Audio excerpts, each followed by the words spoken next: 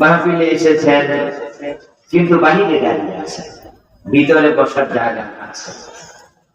দেখতে তো একটু কেমন জানি অসুন্দর অসুন্দর লাগে।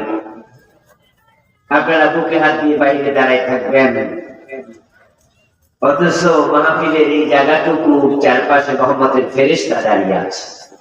এটা হাদিস দিয়ে প্রমাণিত।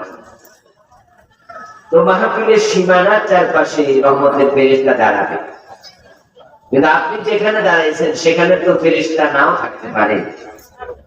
তাহলে আপনি তো রহমত থেকে বঞ্চিত হচ্ছেন।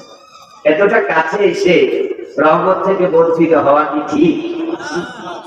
এটা কেমন চিন্তা ভাই? প্লিজ, জায়গা যেহেতু আছে, 10 মিনিটই আপনার হাতে সময় থাকলে 10 মিনিট বসেন, কোরআনের মাজলিসে বসেন। মুরগি যখন বাচ্চা ফুটানোর জন্য ডিমে তা দেয়, ডিমের উপরে বসে, যে ডিমগুলো পাখার বাহিরে থাকে ওগুলোতে বাচ্চা ফোটে। খালি একবারে ভাইরা কথা বলতে হবে তো, আমার কথা কি বুঝতেছেন আপনারা? যে ডিমগুলো পাখার বাহিরে পড়ে যায় এগুলো কি ঠিক বাচ্চা ফোটে?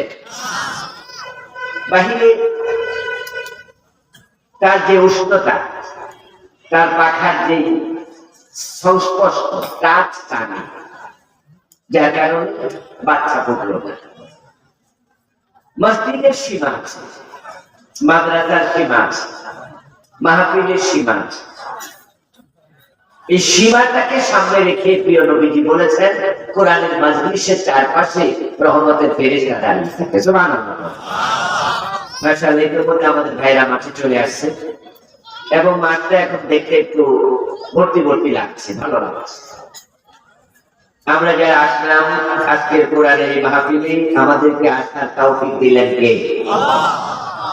কোরআনের কথা সবাই বলতেও পারে না, সবাই শুনতেও পারে না।